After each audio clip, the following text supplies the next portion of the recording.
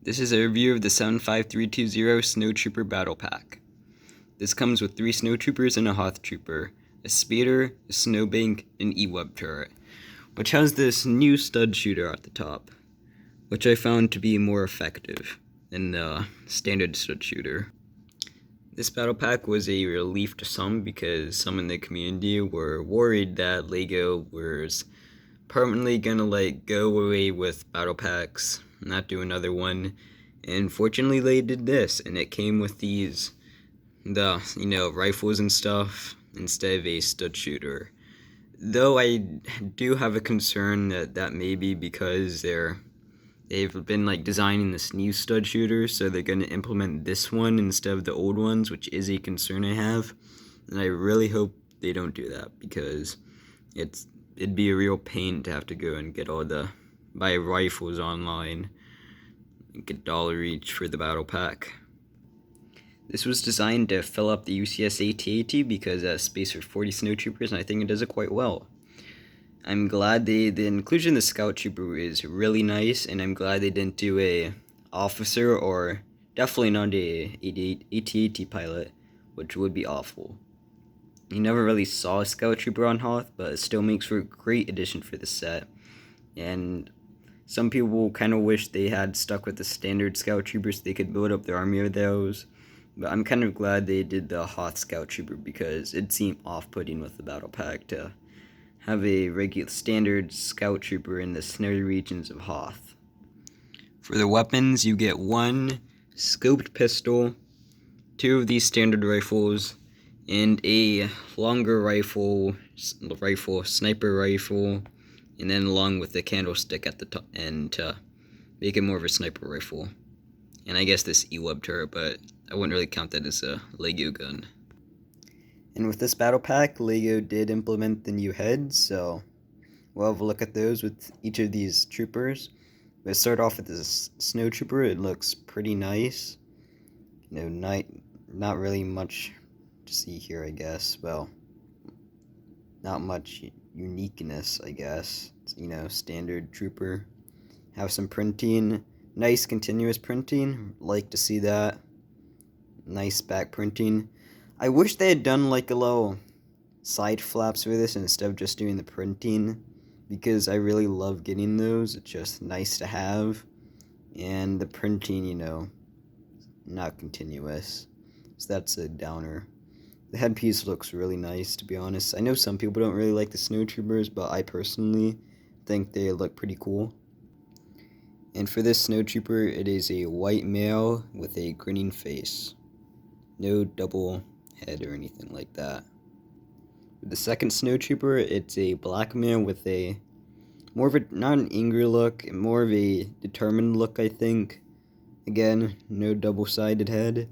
I personally like these with troopers because I don't really like double-sided heads in the first place. So I guess it doesn't really matter with troopers, but the people they do have with main side characters, you can kind of see at the back of the helmet, though I guess it's more important with those characters because, people are going to be looking at them so you can see their face. And for example, Han Solo, I guess. Some people want a happy Han Solo, some people want a determined Han Solo. Personally, I just like to have one expression. My reason for that is you can kind of see the teeth sometimes off the back of the helmet or hairpiece. Anyways, for the third Snowtrooper, it is a white female. And this is a determined looking face. It kind of looks like it's smiling, but I'd say this is determined. And for the Snow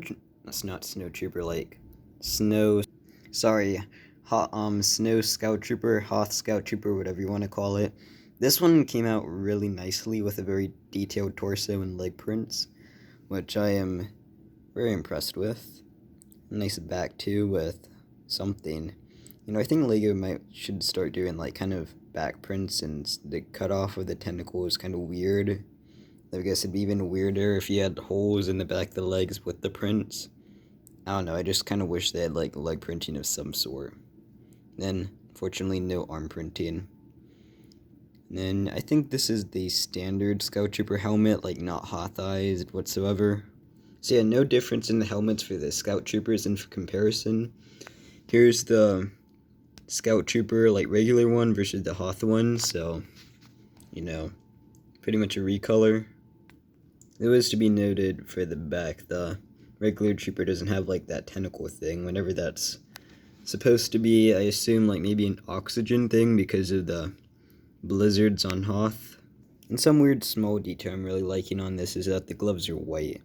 It's pretty like unimportant, but I just feel like really betrays the Hoth vibe weirdly. The gray and white.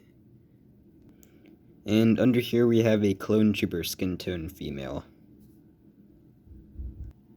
So going over the builds now, we have the snow speeder here, and I don't know what to think of these new clips. I think they fall off easier than the last ones.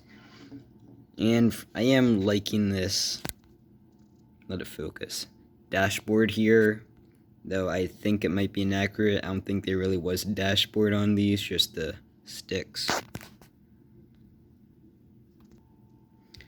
And I found this backpack thing to fall off quite easily. Those to be noted, I like this. I think I like this design better than the other one because I like it with this middle stick and whatever this thing is, like megaphone on the side rather than in the middle as seen with the playset AT-AT. And this is the E-Web turret. It'd be a nice build if it wasn't for that stud shooter on the top.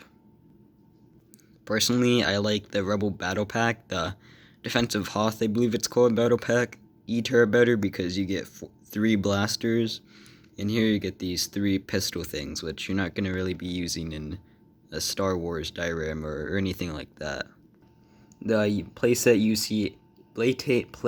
AT-AT E-Web turret, it's pretty much the same thing, except it doesn't have this stud shooter on the top and this gray brick. It has a little black piece right there, so it's not too smooth, because unfortunately it does look slightly weird without the stud shooter on the top. I personally probably would have scrapped this for parts for like custom Lego gun things, but there's not that many variable parts in here besides from this main thing that kind of like everything attaches to, that the Snowtrooper's holding. And lastly, this snowbank. I know some people are upset about this because Lego added an extra $5 on this battle pack, and essentially this is the extra thing we're getting, and most people are not going to use this. They're just going to like, probably not even build this. They're just like throw it in like the closet or something. I've recently kind of gone into building mocks, so I'm actually kind of glad for this, though it doesn't really provide that many base plates, which is what I would like to have, but it does provide a lot of nice slope pieces, so hopefully I'll be able to get some base plates and build like a mock of like a little Hoth thing or something like that. And then you do get these nice little goggles on the side. And this is a review of the Snowtrooper Battle Pack. I'm personally probably gonna get maybe like at least like one more of these, just to have a few Snowtroopers, because I really like Snowtroopers, and I just want to have a few of these to make some Hoth mocks, because the Battle of Hoth was pretty cool, and I don't want to be putting standard Stormtroopers in there.